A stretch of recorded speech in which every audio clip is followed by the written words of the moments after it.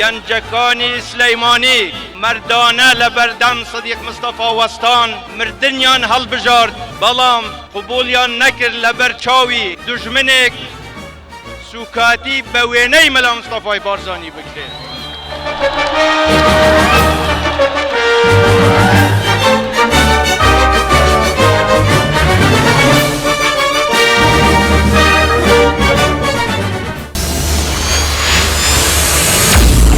بۆ ڕێکلامکردن لە کوردستان 24 پەیوەندی بکەن بە کۆمپانیای ئۆری میدیا.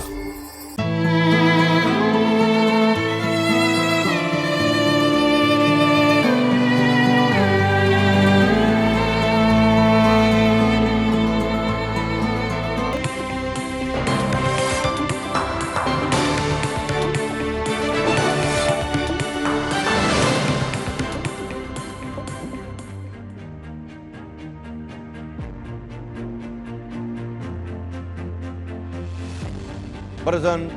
سڵاوتان لێبێ لە ئاڵلقەیەکی نوێی ڕۆژمێری هەڵبژاردن لە ستۆدیۆکانمان لە شاری سلەیمانیەوە جارێکی کە لەگەڵتانین. ڕۆژمێری هەڵبژاردن وەکو هەمولایەکتان ئاگادارن باس لە بانگەشەی هەڵبژاردنی تەواوی لایەنە سیاسیەکانیش دەکات. ڕۆژ لە دوای ڕۆژیش بانگەشەی هەڵبژاردن گەرمتر دەبێت. بەڵام ئەوەی کە مایەی تێڕامانە ئەوەی جێگای سەرنجە ئەو خیتابە پۆپۆلیستیەیە یاخود ئەو بانگەشە ئەو ڕاگەیاندنە هەڵخەڵەتێنێرەیە کە بە ئاشکرا خۆڵ دەکرێتە چاوی خەڵکیەوە و ئەو پۆپۆلیزمی پێدەفرۆش. دەیبینین زۆر جار ئەمە نەکەر کەسی یەکەمی حیزبەکان نەکەر سەرۆکی حیزبەکان بەڵکو ئەم خیتابە پۆپۆلیسێ تووشی کاندیدەکانیش بووە. کاندید هەیەڵێ من هەڵبژێرن دەنگم زۆر دلێرە خۆمەزانم چه حەشرێگەکەم بە جنێودان لە هەڵبژاردن. کاندید هەیەڵێ من هەڵبژێرن چوارچوارەیان نم بە عەرزە. کاکە خۆ پەرلەمان باوکی باوکم پەرلەمان جێگەی تەشریعە جێگەی یاسادانانە. خەڵک دەبێت بزانێ چی جۆرە یاسایەکی پێویستە شوێنی دەبەهاویشتن و شەڕەبۆکس و جنێودان و سوکایەتی پێکردن نییە. بەداخەوە ئەم خیتابە پۆپۆلیسیە دەبێ بڵێم بەداخەوە چۆتە ناو لایەنە ئیسلامیەکانیشەوە. بۆ ئەم شەو ئێمە لەسەر لایەنە ئیسلامیەکان قسە دەکەین لەگەڵ میوانەکەمان کە بۆچی ئەوانیش کەوتونەتە ژێر کاریگەری ئەم خیتابە پۆپۆلیستیە چییە؟ دەنگدەریان نەماوە یاخود بڕوایان بە خۆیان نەماوە. ئەوانی جارێکی کە خیتابێکی هەڵخەڵەتێنەریان هەیە و بە هەمان شێوە لەگەڵەوەی خۆیان ئەو هەموو حیزبە ئیسلامی کە هەیە لە کوردستان هەر لایە و ڕەخنە و گازەندەی لەلایەنەکەی تریش هەیە. زۆر باشە. بۆ ئەم شەو بۆ ئەم ئاڵلقەیە وەکو عەرزم کردن لەگەڵ میوانەکەمان ئێمە قسە و باسی زیاتر دەکەین و پرسی زیاتریش دەکەین. میوانەکەمان زۆر بەڕێز کاک سیروان حەمەشەریف نووسەر و چاودێری سیاسی کە ڕاستەوخۆ لە ستۆدیۆکانمان لە شاری سلەیمانی لەگەڵماندایە. کاک سیروان زۆر بەخێر بن. سوپاس بۆ بەشداریکردنیشتان لەگەڵمان لەم ئاڵلقەی ڕۆژمێری هەڵبژاردن. بەڵام پێشەوەی ئێمە دەست بە گفتوگۆکان بکەین هاوکارانمان لێدوانی هاوڵاتیانیان بۆ وەرگرتوین سەبارەت بەو خیتابە پۆپۆلیستی کە ئیسلامیەکان دێڵن با پێکەوە لەگەڵ بینەران بینەری بین جا دوایی گفتوگۆی زیاتر دەکەین. فەرموو. جیاواز لە حکومڕانی لە هەرێمی کوردستانە بوو لە قۆناغی 2009 قۆناغی ئۆپۆزیسیۆنی تازە بوو لە ناویشانە حیزبە ئیسلامیەکان دوایی چوونە دەسەڵات لە 2013 تاکو ئەو ساڵانەی 2017 لە ئێستاشا بوونەتەوە بە ئۆپۆزیسیۆن واتە سەریشان لە خۆیان و لە دەنگدەریشان شێواندووە. ئەو کاتانەشی کە لە حکوومەت بوون هیچ کارێکی جدیان نەکرد بۆ خەڵک بگرێت لە ناو حکوومەت بوون و لە ئیمتیازەکانی حکوومەت بەشدار بوون لە وەزارەت و لە پۆست و لە هەموو پۆستە باڵاکان کەچی لە کاتێکیشا کە خۆپیشاندانەکرا دەربارەیەکی هیچ پاڵپشتێکی ئەمە حکوومەت نەبوو بگرێ هەندێک کات بۆ خۆشان بوونەتە لەمپەر بۆ کارەکانی حکوومەت. بووی لە ئێستا پاکێجی ئەوان لەسەر ئەوەی کە چۆن ببن بە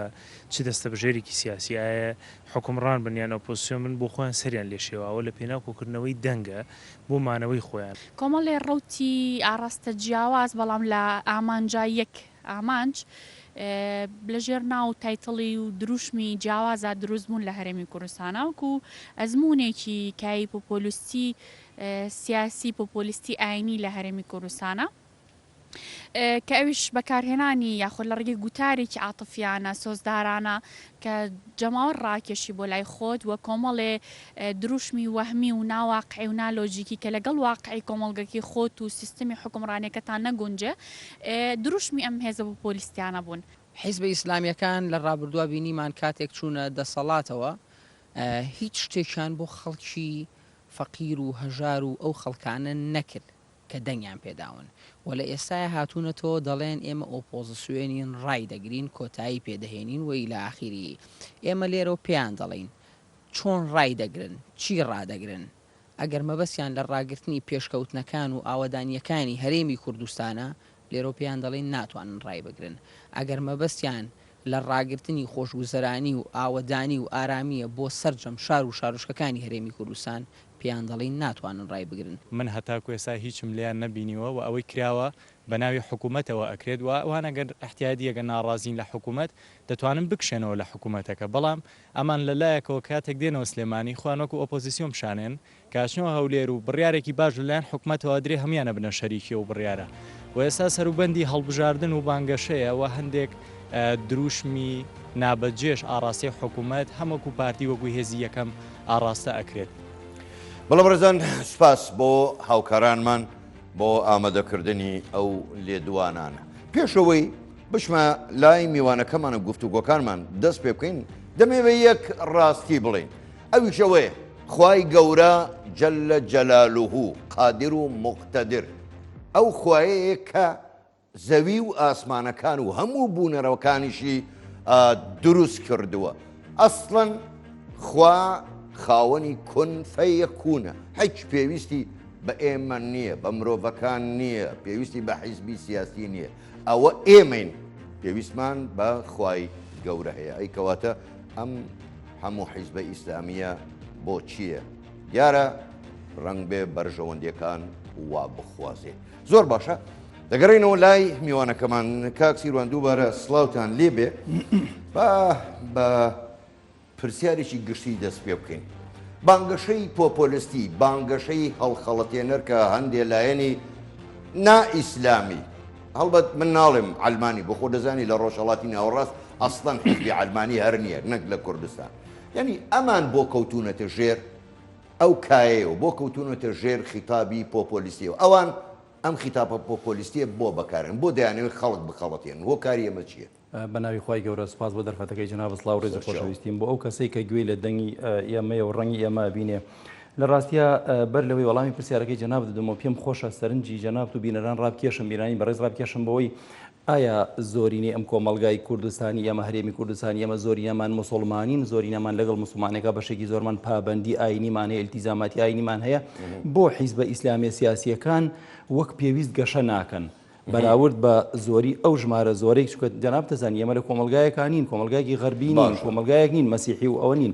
بۆ گەشە ناکەن زۆر ئەمە بە بڕوای من بەوەش پرسیارە یعنی هەمویان کۆکەیتەوە ناکەنن لە سەتا پێنجی دەنگدەری کوردستان زۆر باشە بۆ لە کاتێکا دەنگدەری کوردستان زۆرینەی هەر زۆری مسلمانە بۆ ینی زیاد دە هۆکارێکیە تەنها هۆکارێک نییە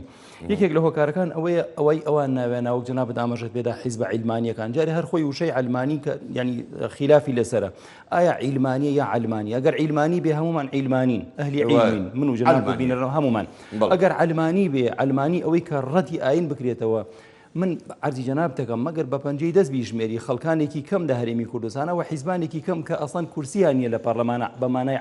عەلمانی بن وەگەرنا ئەو حیزبانی ئەوان بانگەشی بۆکەن بۆ منە پارتی دیموکراتی کوردستان و یەکێتی و حیزبەکانی ترکە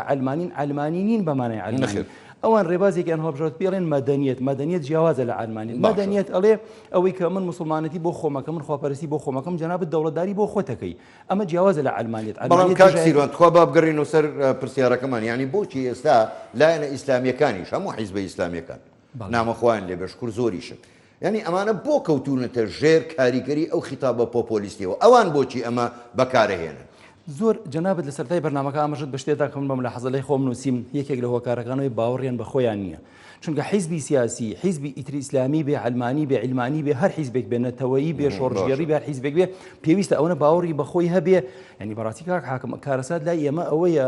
خەڵک سوشیال میدیا حیزبی سیاسی ئاراستەکە لە کاتێکە ئەبووە العکس و صحیح تەواو پێچەوانەکەی ڕاست بێ حیزبی سیاسی پێویستە پرۆگرامی هەبێ منهەجی هەبێ کەوادری هەبێ و نەترسێ کەناڵی ڕاگەیاندنی هەبێ ئەوەی کە پەیامی خۆیەتی بیگەیەنێ حیزبی سیاسی پێویستە شەقامی هەرێمی کوردستان و شەقامی وڵاتەکان ئاراستە بکە نەوەک گەنجێک لەگەڵ ڕێزم کە سەڕا و زەڕایی نەبینیەوە خۆشی نەبینیەوە ناخۆشی نەبینیوە لە ماڵەوە دانیشێ ئەو ئاراستی حیزبی سیاسی بکە بۆیە حیزبە ئیسلامیەکان بەداخەوە یعنی لەگەڵ ئەوەی کە باوەڕیان بە خۆیان نییە متمانیان بە خۆیان نییە کەوتون بۆ هیچ بەرنامەیەکیان نیە مەسەن ئێستا ئەوتا بانگەشی هەڵبژاردن دەکەن ناڵێن ئێمە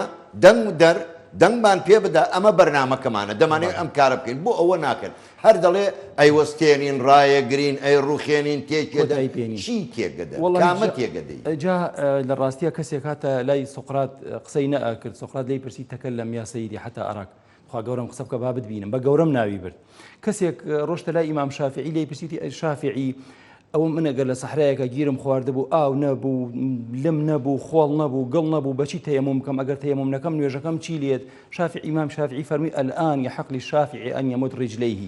بەڕاستی ئیسە کاتی ئەوەی شافعی قاچی ڕابکێشێت چکە سەرەتا لێ ئەترسا ئێمە لە هەرێمی کوردستان کاتێک بەر لە بانگەشەی هەڵبژاردن بەر لە پەیامی هەڵبژاردنەکان کاتێکە بیرمان لەو هەموو حیزبە سیاسی ئەکردەوە ئەبێ بەرنامەوەیان چی بێ پلانیان چی بێ ینی بە حەزەر بووین بەڵام کاتێکە هاتە سەر قسەکردن ئەو جا بۆمان دەرەکەوێت ئیسە کاتی ئەوەیە کە بۆ نمونە پارتی دیموکراتی کوردستان ئیتر مناڵم قاچی خۆی ڕاکێشێ پەلی خۆی ڕاکێشێ بۆی زیاتر لەبەر ئەوەی ئەوان بەداخەوە ینی متمانیان بە دەنگدەری خۆیان نییە متمانیان بە خۆیان نییە با من نەڵێ منافقن مزدەویج ئەوەیە ئەڵێن شتێکی تر لە دڵیان زۆر باشە کاک سیروان با من دەمەوێت لەسەر ئەمان تۆزێ ڕاوەستین ینی با ڕاشکاوانە قسە بکەین لایەنی ئیسلامی هەیە بەبێ ئەوەی ناوی هیچ لایەنێک بەری ڤیدیۆ هەیە دەنگ هەیە نووسین هەیە دەڵێن ئەو کات دەیان گوت پەرلەمان کوفر و ئیلحاد و بیدعەیە هەر کەسێکیش بچێتە پەرلەمان خۆی کاندید بکە و ببێتە پەرلەمانتار ئەوە ئەم دنیاش و ئەو دنیاشی لە کیسیوە کەچی ئێستا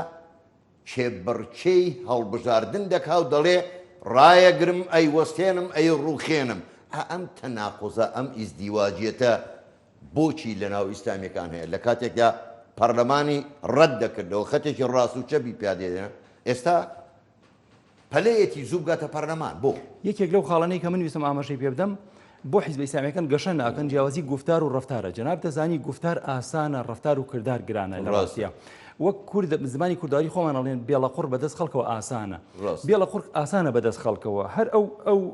برادرانی کە بانگەشەی ئەویانە کرد پەرلەمان بیدعەیە شوێنی کوفرە شوێنی هەڵگەڕاوی لە دینە ئێمە پێویستمان پێی نابێ ئێستا کێبرکیە لەگەڵەوەی نزیکترین کەس لە خۆی کاندید کا بۆ پەرلەمانی کوردستان وەزاوەکانیشێتی بینیمان کە بە بێپەردە لە سوشیال میدیاوە بڵاو بۆ لە ڕاگەیەنەکانەوە بڵاو بووە کە هەر ئەو کەسە نزیکترین کەسەکانی خۆی کاندید دەکات ئەمە ئەوەیە کە جیاوازی لە نێوان کە خوای گەورە فەرمی لیمە تەقولون ما لا تفعلون و بۆ شتێکەڵێن ئێوە جێبەجێ ناکەن ئەوە یەکێک لە هۆکارەکانی گەشە نەکردنی حیزبە ئیسلامیەکان باشە کاک سیروانیانی ئێستا تۆ ئەگەر جۆ لە بانگەشەکانیان بێ جۆ لە کاندیدەکانیان بێ جۆ لە ئەو خیتابە پۆپۆلیستیە ینی تۆ چی لێ تێگەی لە ئەو خیتابەی ئەوان دەیانەوێت چی بە دەنگ دەربڵێن ئەوان ڕاستی گیریان خواردووە با من سەریح بم لەگەڵ جەنابەت ئەوان گیریان خواردووە ناتوانن نە پەیامێکی ڕوون و ڕەوانیان هەبێ بڵێ بۆ نمونە ئێمە تەحەدای پارتی دیموکراتی کوردستانەکەی نەگەر لە 4 ساڵی داهاتووە خەڵکی هەرێمی کوردستان دەنگ بە ئێمە بدەن ئێمە کوردستان ئارامترەکەین ئەخ جەناب دەزانی دەنی تۆ سەری شعارەکەی پارتی بکە ئارامی ئاوەدانی ئەوجا خۆڕاگەری و ئەوجا ینی هەر یەکێک بەپخاڵ هەتا تۆ ئارامی نەبێ ناتوانانی ئاوەدان بکەیتەوە کوردستان ئاوەدان بکەیتەوە ئەگەر تۆ بتەوێ تەحەدای پارتی بکەی بۆ نمونە ئەبێ بڵێ من کوردستان ئارامترەکەم نەک خوا نەکردە فەوزا زیاتر بکەیت تۆ ئەبێ ئاوەدانکردنەوە زیاتر بکەیت بەڵام ئەوان ئەمانەیان نییە ئەوان بە هەموو قەنەعەتی خۆیان دروست بوون بۆ بەدیلی پارتی دیموکراتی کوردستان ئەوەی کە ئەوان زۆر بە کورتی ئەڵێن ئەوەی کە پارتی ئەیکا ئێمە نایاڵین بیکە باش بەڵام کاک سیروان ینی حاڵەتێکێ ینی پارتی دیموکراتی کوردستان زۆرینەی لەگەڵدایە باشە ئاینی ئیسلامیش ئاینێکی نەرمە ئاینی یەکتر قبولکردنە ینی پرسیارەکە لێرەیە تۆ بۆچی زۆرینەت قبول نییە ینی ئەگەر وەکو لە ڕووی ئاینیەوە تەماشاکەی لە ڕووی دموکراسیەتیشەوە تەماشاکەی دەبێ تۆ زۆرینەت قبول بێت تۆ لە کەمینەش کەمتری بۆچی زۆرینەکەت قبول نیە کە پارتی دیموکراتی کوردستانە بۆچی هەموو بانگەشەکان هەموو خیتابە پۆپۆلیستیەکان بە ئیسلامی و نائیسلامیشەوە تەنها و تەنها دژی پارتیە بۆ ئێمە ئەگەر زۆر نەگەڕێنەوە بۆتەوە هەر لە ساڵانی ڕابردوو دوای ساڵی 2011ەوە کاتێکە حەفەی شوبات ڕوویدا بزوتنەوەی گۆڕان لە ژێر کاتێک لە دوای دروستبوونی بزوتنەوەی گۆڕانەوە ئەم بزوتنەوە لە ژێر ئاراستە و لە ژێر ئاراستەکردنی سۆشیال میدیا بوو یعنی بەڕاستی سەرۆکی پەرلەمانمان ئەبینی شعاری وای بەرزەکردەوە کە جێبەجێ نەئەبوو نەئەکرا ئێمە یعنی ئاگامە لێبوو چەند جار لە برادرانی پارتی دیموکراتی کوردستان پیان ئەوتن یانوت برادران ناکرێ یعنی تۆ کاتێک کە بڕیاریدا کاک حەکم جەناب تەزانی یعنی پرۆسەی دیموکراسی هەر پرۆسی دیموکراسی خۆی پێک دێت لە هەڵبژاردن باشە تا لەرزوتایەک هەیە بۆیە مجتەمع پێویستی بە هەڵبژاردنەکە هەڵبژاردن کرا چەند حیزبێک یان چەند حیزبێک حکوومەت پێکەێنن ئەمانە یاری حکوومەتن لە بەرامبەر چەند حیزبێک نەیاری حکوومەتن ئەم نەیارانە پێویستە شعاریان هەبێ پەیامیان ڕوون بێ ناکرێ بەڕاستی تۆ تا سعات دوو لە دەوام بی و دوای سعات دوو بیتەوە لە ئۆپۆزیسیۆنی کورت و مختصریان ئەبێ لە سەڕا و زەڕا لە خۆشی و ناخۆشیە لەگەڵ حکوومەت باشە کاک سیروان ئێوە لە قسەکان تاروتان ئەم حیزبە ئیسلامیانە ینی بڕوایان بە دەنگدەری خۆیانێ و دەنگدەرەکانیشیان بڕوایان پێیان نەماوە پێت وایە ینی ئەم هاتوو هاوارەی ئێستا ئەم خیتابەی ئێستا بۆچی ئەگەر دەنگدەرێک وەکو تۆ خۆت ئاماژت پێدا بڕوای پێیان نەماوە خۆشیان بڕوایان بە دەنگدەری خۆیان نەماوە کەواتە ئەم خیتابە پۆپۆلیستێ بۆچی بەدەر لەو خیتابە پۆپۆلیستێ بۆچی ئەی بەڕاست کاک حەکم بۆ ئێمە پرسیارێکن ئەم هەموو حیزبە ئیسلامیە بۆچی یعنی بۆچی ئەگەر ڕاستەوە پرسیارە یەک خوامان هەیە یەک پێغەمەرمان هەیە یەک قورئانیشمان هەیە هەر هەمووشی شکل لەسەر مەزهەبی شافعین بۆ یەک بۆ هەمویان یەک ناگرن و هەموو دەنگدەرەکان بۆیە نابن بێ مصالح كرت مختصري الدنيا مختلفات تأتلف ومؤتلفات تختلف عالم دنيا شتي جواز يكغرن شتي يغرتو جابن وبوشي بوشتك ناي برجوانديه دنگدار خلقي هريمي كردستان تناند لدروش خلق دوتي گشتوكا اوي شعارەکانیان هەڵگرتووە یعنی زۆر بە کورت و مختصری وەک فارسەڵێن نەئان دەرمجادلە چست دەرمعاملە دروست مەرج نییە ئەوەی کە گفتاری جوانە ڕفتاریشی جوان بێ کرداریشی جوان بێ بۆیە یعنی خەڵکی هەرێمی کوردستان لەوە تێگەشتووە ئەم برادرانە ئەگەر بڕیار بێ برادرانی ئیسلامی ئەگەر بڕیار بێ لە هەموو خەمی خەڵکابن بۆ یەکیان نەگرت بۆ هیچ نەبێ بە ئێتیلافێک بە لیستێک ئێمە ناڵین بە یەک حیزبی ئیسلامی بۆیە ینی دەرکەوت هەمووی مەساڵی هەمووی بەرژەوەندی ئەگەر بڕیار بێ خەڵکیش هەر بەرژەوەندی بێ پێ دوایە لانی دەرەکی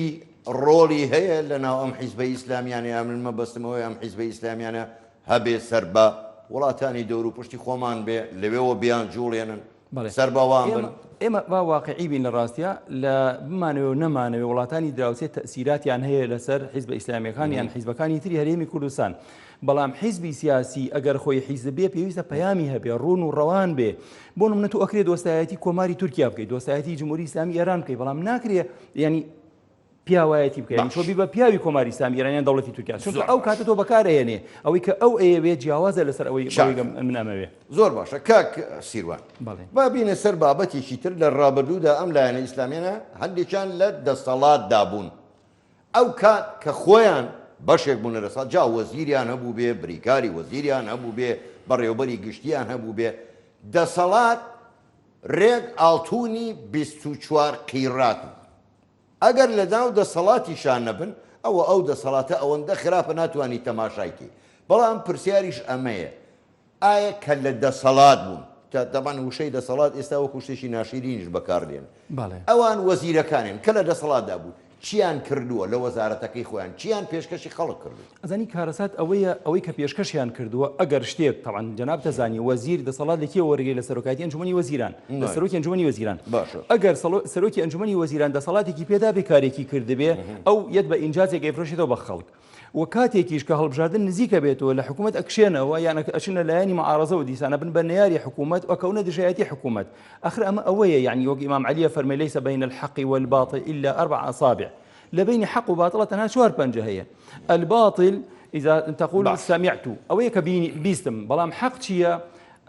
فقط رأيته أو يكبيني ما أو يكأي بيسين لوان براسي باطلة بلام أو يكأي بينين لبواري عملية أوان حقيقتي أوان جوازا لأو يكأيلين وك عزم كردي زور باشا كاك سيروان زور قصة لسر حزبي بنمالة ذكرى زور قالتين ببارتية كردي أنا دوا حزبي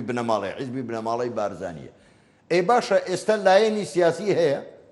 هەر تەواو حیزبەکە بۆ بەهی بنەماڵەی خۆیان ئیترەوە خۆیەتی و کوڕیەتی و زاوایەتی و ئاوەڵ زاوایەت هەر ئەمانە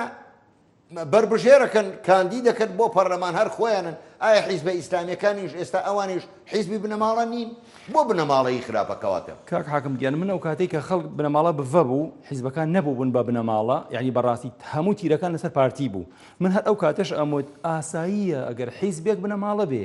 بەڵام بۆ ئیسلامیش ئاساییە بنەماڵە بێ بەعرزت کەم کاتێک کە خی گەورە بڕیارەدا پەیامبەرێک هەڵە بژێ ناوی ئیبراهیمە فەرمەینی جاعیلوکە للناسی ئیمامەوە من تۆم کرد بە پێشەوای ئەو خەڵکە ئومەتی ئەو خەڵکە یەک داواکاریە لە خی گەورە فەرمی ومن زوڕیاتی خۆی ئەی مناڵەکانم ئەی کوڕەکەم ئەی زاوەکەم ئەی برازاکەم ینی بەمەعنا خی گەورە فەرمێ لا ينال عهد الظالمین ئەم کۆنتاکتەی من ئەم پەیمانەی من ئەم عهدەی من ستامکەر ناگرێتەوە بەمەعنا قەیچەکە با کوڕەکەی من ئەگەر زاڵم نەبێ ئەگەر گەندەڵ نەبێ ئەگەر فاسید نەبێ با پۆستێک وەرگێ هەر لە بۆری کوردی سیروانی سیروان هەمەشەیانە لە بۆری کوردی ئەی بۆ وچی بۆ قسەکە ئالێرێ ئەوان ئەو تیرانی کە بە پارتیانەوە ئەنا پێشووتر ئێستا دیتان خۆیانێنەوە سەری وەک عەرزم کردی بێڵەخۆر بەدەست خەڵکەوە ئاسانە کاتێک کە تۆ گفتار ئاسانە لە ڕەفتار یعنی زۆر جیاوازە تۆ ئەو تیرەی کە بە خەڵکەوە بۆیە خەڵکیش پیانەوە نانووسێ ینی بە جۆرێک لە جۆرەکان من ناڵێم کەسیان نییە ئەمە سوکایەتی نییە بەوان بەڵام ئەگەر بەراوردیکە بە زۆرینەی کۆمەڵگای مسلمانی ئێمە بەڵێ دووبارەیەکەمەوە هێشتا خاوەنی کەس نین ئاخر 2 کورسی و 3 کورسی و 4 کورسی چییە بۆ حیزبی ئیسلامی لە هەرێمی کوردستانی ئێمە وایە خۆ بەراوردیکەی ئەگەر بەراوردیکە بەو هەموو خەڵکە مسلمانە خولەی پێشوو خاوەنی 45 کورسی ئەگەر بەراوردیکەی کاک حەکەم بەو هەموو خەڵکە نوێژکەرە کە ڕۆژانە ئەچێ نوێژەکە یەکێک لە هۆکارەکانی ئەوەی کە حیزبە ئیسلامیەکان گەشە ناکەن لەم کۆمەڵگا ئەوان ئەم حیزبانی بۆ نمونە پارتی دیموکراتی کوردستانیان ناوناوە بە حیزبێکی ئەلمانی لە کاتێکا وانە یعنی ئەوەی کە پارتی شانازی پێوە ئەکا ئەوەی کە بزوتنەوەی من سەرنجی جەنابەت ڕاکێشم بزوتنەوەی گۆڕان لەم پارێزگای سلێمانیا و لە زۆربەی هەرێمی کوردستانە خەڵکێکی زۆری هێنا لە ئیسلامیەکانەوە لە ئەلمانیەکانەوە لە یەکێتیەوە کردی بە گۆڕان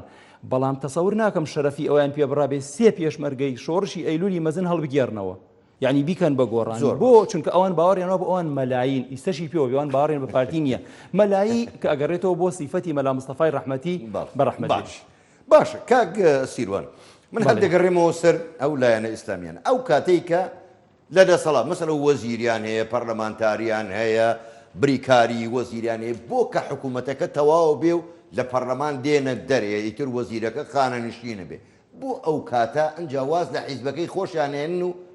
خەریکی وردە کاسپیە من ینی ئەمە تا چەند لەگەڵ ئەو تەوەجوهە ئیسلامی ئەوانە ڕێگە بێت ئەزانی کاک حەکەم گیان من بەڕاستی هەجووی کادرەکانیان ناکەم کەواکەن بۆ ئەوان سەیری سەروی خۆیانەکەن لە کاتێکە ینی بەرپرسی یەکەمی حیزبە ئیسلامیەکان کاتێکە زۆرینەی ئیمتیازەکانی بۆ خۆی و بۆ کوڕ و بۆ زاواکانی بێ دەی دەستی وەزیرەکەش خۆش بێ دەستی مدیر ناحەیەکیش خۆش بێ دەستی مدیر عامێکیش خۆش بێ کاتێکە دوای 4 ساڵە کاتێکە دوای خانەنشین بوونەکەی ئەڕای باشە بۆچی لە ینی دوای خانەنشین بوونیان ئێستا ئەوە پەرلەمانتار هەیە وەزیرێ بۆ لە حیزبەکانیان دوورەکەونەوە ینی لە ڕێ حیزبەکەیەوە بۆ بە پەرلەمانتار بووە بۆ وەزیر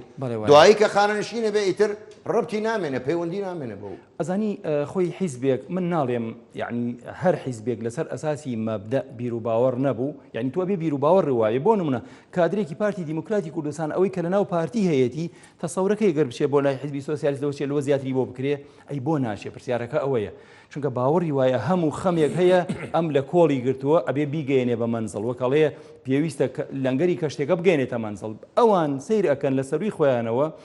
بەرپرسی یەکەمی حیزبەکان یعنی ئێمە با لە بیرمان بێ یەکگرتووی ئیسلامی تاقە شەرەفێک کە پێی بڕاوە بوو هەڵبژاردننی کرد و ئەمینداری گشتیان گۆڕی دوای چەند ساڵ هێندیسان ئەمیندارەکەیان هێنایەوە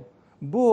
ئێکادرەکەی خواڕۆژ ناچارە لە بەرۆی لەسەر ئەساسی مەبدە بەڕاستی پەروەردە نەکراوە پەروەردەیەکی نەتەوەیی نەکراوە پەروەردەیەک نەکراوە کە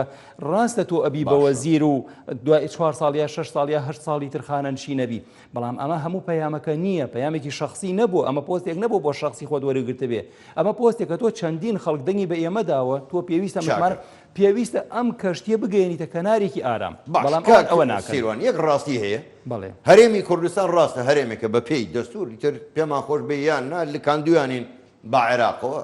ڕەنگە ڕای هەندێک کەس لەگەڵ منیشتان نەبێ من هەرێمی کوردستان بە هەرێمیشی داگیر کراوە دەبینم باشە ئایندەی ئەم حیزبە ئیسلامیانە چۆن دەبینی بۆچی ئەوان دژی ئەو زوڵم و ستەمە زۆرەی کە لە خەڵکی کوردستان لە هەرێمی کوردستان دەکرێت جا چ لە بەغداوە بێ لە وڵاتانی ترەوە بێ بۆچی ئەوان کە هەڵگری پەیامی ئیسلامین و ئەوانەی کە کوردیشە چەوسێنەوە هەمویان موسڵمانن بۆ دژی ئەوان نی کەواتە ئایندەی ئەوان چۆن نەبی زۆر پرسیارەکەت جوانە ئەی بۆ حیزبە ئیسلامیەکانی هەرێمی کوردستانی ئەمە ئەوەنە وەلایان ئەوەنە عەطفیان بۆ وڵاتانی دراوسێ هەیە بۆ نمونە بۆ غەزا هەیە کاکە بۆ غەزە منیش وەک مسلمانێک وەکو ئینسانێک وازە مسلمانیش بێنە ئێمە هەمومان پێمان ناخۆشە کە هەر شەڕ و ماڵوێرانی لە هەر شوێنێکا بێت چونکە شەڕ جەناب دەزانی ژمارەی دانیشتوان زیاد ناکە ژمارەی پاڵەوان زیادەکە و پاڵەوانیش نەماوەیە شەڕی ئەلکترۆنیە هەمووی بە بەرنامە و مبەرمەجە لەبەرەوەی یعنی لە ڕاستیە ئەوان ئەو بەداخەوە حیزبە ئیسلامیەکانی ئێمە ئەبوو زیاتر لە خەمی نەتەوەی خۆیان نابوونا یعنی ئێمە با لە بیرمان بێت تورکەکان ئیسلامیان بەکارهێنا بۆ ئەوەی دەوڵەتێکی تورکی پێ دروست بکەن و فارسەکان کە دراوسێ ئێمەن بە هەمان شێوە عەرەبەکان بە هەمان شێوە ئەوان شەرم ناکەن 22 دەوڵەتی عەرەب ئێمە بۆ نەیکەین چونکە حیزبە ئیسلامیەکانی تا ئیسەشی پێوە بێ ئیسەش بەڕاستی کە لەگەڵ یعنی قەزیەی نەتەوەی خۆمانانی باش کاکسیروان کاتم زۆر کەم ماوە گەر بە کوردیش وەڵام دێت و من سوپاست دەکەم ینی تۆ پێ دوایە حیزبە ئیسلامیەکان خاوەنی مەبدەن یعنی مەبدەئێکیان هەیە یاخود دڵسۆزن بۆ مەبدەکەی خۆیان کە خواپەرستیە نەخێر من بە مطلقی نەڵێم ینی بە مطلقی ناکرێتەوە ئەوڕێ بەڵام من بەبەسم ئەوان لە پاڵ